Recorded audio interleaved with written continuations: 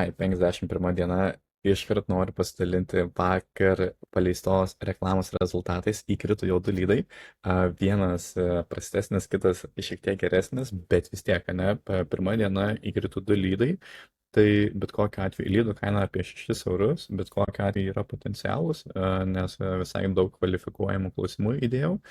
Irgi parašiau e-mailus, pažiūrėsim būtent, kiek iš jų į mytą nueis, bet tikrai noriu pasidžiaugti, tai kad irgi nuo pirmos dienos generuoja, reiškia, reklama veikia, pasiūlymas veikia. Tai taip, o šiandien 51 dieną, sekmadienis, atsikėliau labai anksti, iš tikrųjų užmigau apie 4, atsikėliau prieš 9, irgi tai anksti ir ofisą atėjau, paskaičiau knygą. Bet irgi buvo atlikta daug smulkių darbų, o visą dėmesį, kaip visą dėmesį, irgi dalimis buvo viskas, bet irgi, kur turėjau paskutiniu metu problemą ir galvos skausmą, tai būtent su australišku verslu, ne, kur pradėjom dirbti su finansų srityje. Jisai B2B sektoriuje dirba ir būtent tam tikras nišas turi, kur būtent fokusuojasi, tai šią akimirką yra sunkvežimiai, labiau orientuojasi į sunkvežimius, kurie turi šaldymo įrangą, pagrindę maistui, ir tada būtent kita sritis yra construction ir tenais eskavatoriai, būtent ir didesnė tokia įranga, tai jiems suteikia finansavimą.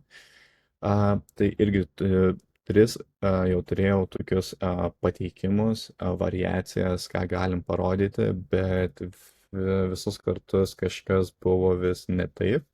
Tai dabar šią dieną irgi savaitgalį apie tai galvojau, laisvų laikų apie tai galvojau ir atrodo radau atsakymą, rytoj turėsiu susitikimą ir rytoj bus aišku, būtent ar aprūvino šitą būtent žingsnį, ar paleisim reklamas ar ne, bet irgi tada ir pasidalinsiu su jumis, bet su tavimi, ok, daugiau nekalbu, šokime ekraną ir parodo būtent, ką šiandien sukūriau. Prieš pradedant scrollinti per reklamas, tai noriu pasidalinti, kad pasikūriau dviem kategorijom ir kiekvienai kategorijai pakūriau po dvi skirtingus approaches. Tai daugiau nežodžiau ir galim toliau scrollinti per reklamas ir gali pasižiūrėti. Taip, tai headlinas, brandingo šiek tiek ir citėjus matosi. Ir skirtingai approachai, matome būtent kaip ir vienas produktas, tada headlinas tas pats nekartojasi. Šiek tiek, irgi maža įranga, galbūt tą turėjau omenyje. Tai vienas ar kitas vizualas turėtų, aš manau, patikti mažiau ir daugiau. Ir nuo mažesnės technikos pereinam prie didesnės ir headlinas skiriasi jau, ne? Iš pat pradžių matėte tos headlinus ant to pačio equipmento, bet irgi susidėlios jie vėliau. Dar nėra galutiniai rezultatai, tai kokia yra pagrindinė idėja, tai dabar konceptai ir paskui tuos konceptus jau apdirbs dizaineris. Tai dirbau prie nuotraukų, prie headlino ir ką galime padaryti tom dviejom.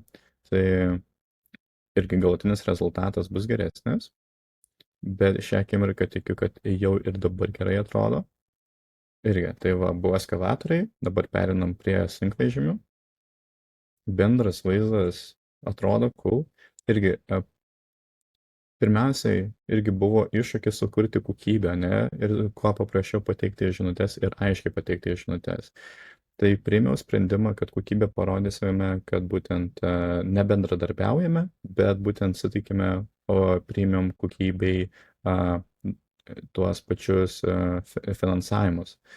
Ką turiu minėti, tai kaip matėte, CAT pradžioje buvo, tai būtent construction side, ir tada būtent jau sunkvežimiai transporto sektoriui, jau matome Mercedes, ne?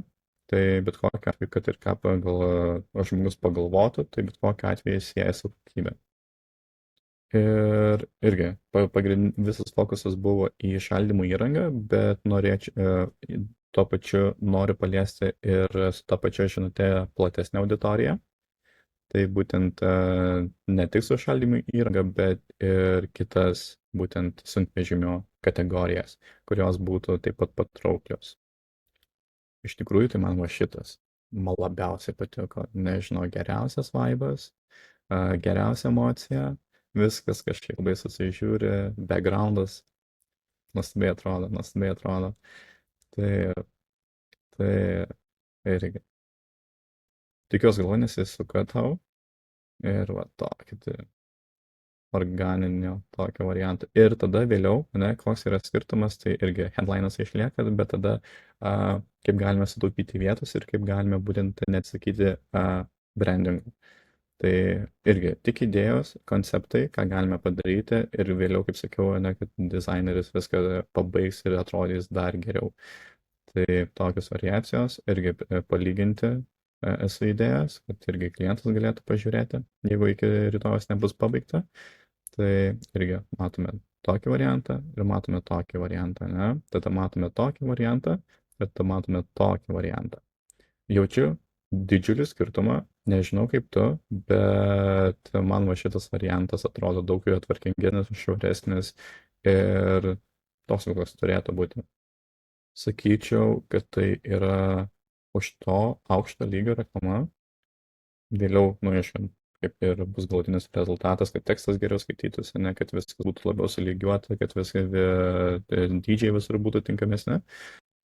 Tai būtų įdomu išgirsti tavo nuomonę komentaruose, ką galvoji apie reklamas ir ką galvoji, kad rytoj pasakys klientas, kad nesąmonė, kad nepatinka, kad labai prastai atrodo, ar kaip tik būtent pasakys, kad ok, atėjom būtent į tą konceptą, kur būtent matosi žinutė, matosi žinutė šiek tiek komunikuojame skirtingai negu konkurentai ir matome aiškiai būtent, kam suteikime tą patį leasingą, tą pačią finansavimą. Ne? Tai va, tai pasidalink savo nuomonę, įdomu išgirsti ir tiek iš 51 dienos. Lydai krenta, su klientais toliau dirbam ir atrodo, irgi komunikacija su kitais Australijos verslais irgi po truputį atsiranda. Tai va, tai laikykis ir siek savo irgi svajonių ir iki pasimatymų. Iki.